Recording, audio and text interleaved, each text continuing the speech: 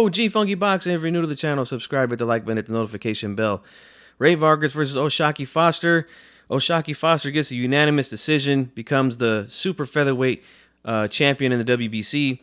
Got some wide cards. One judge had it 9-3. The other judge had it, I believe, like 11-1 or 10-2, something crazy like that. Look, I had this fight even, man, and it could have went to either guy, Phil, because there was a lot of rounds, especially early, that there just wasn't a lot of action. And it's really hard to give to one guy or to say that one guy was controlling the ring or winning the rounds. Like, it was just that kind of fight. And I kind of had a feeling that that's what was going to happen here. If any of you guys had seen my prediction, I had said that. I think what really happened, in my opinion, was this. Early on, I gave the first couple rounds to O'Shaquie. And then after 6 rounds, I felt like Vargas was starting to pick up the pace a little bit. And then, I mean, I'm telling you guys, rounds 6, 7, 8, like those rounds there, like O'Shaquie, to me, he was just too defensive. And he was just doing too much moving, not throwing enough punches, just one punch at a time, looking to counter with a pot shot. And while Vargas is getting busy, working behind the jab, I feel like Foster was doing some holding in those rounds a little too much, in my opinion, using his forearm in the face of Vargas. There was a clash of heads, I believe, in round 3 that caused a cut over Ray Vargas' eye.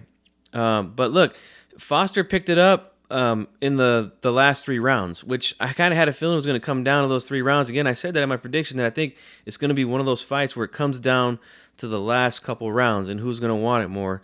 I actually gave those last 3 rounds to O'Shaquie, but he was down on my card because, again, like I said, those rounds 7, 8, 9, like he just gave them away by just trying to be too defensive and not letting the hands go while the other guy's working. And, you know, I was giving Vargas those rounds. Obviously, the judges weren't, but, you know, O'Shaquie's corner was telling him, look, man, you know, you got to put a stamp on this fight right here going into those last 3 rounds and even into the last round. I think they felt it was a competitive fight, even though O'Shaquie, after the fight, said he didn't think it was, but I had a feeling he does.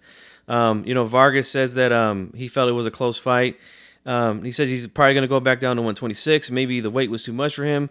You know, we'll see what he does. He's still a champion down there, but that's just the way that I seen it, guys. I didn't see it wide. The commentary was just awful, disgusting. PBC is probably the worst commentary team, and this is already the 2nd week in a row that we've seen this. We seen it last week on the Zone, where they were just painting a picture with the women fights that we just weren't seeing on the screen. And the same thing here in this fight. This was a close fight that could have went to either guy.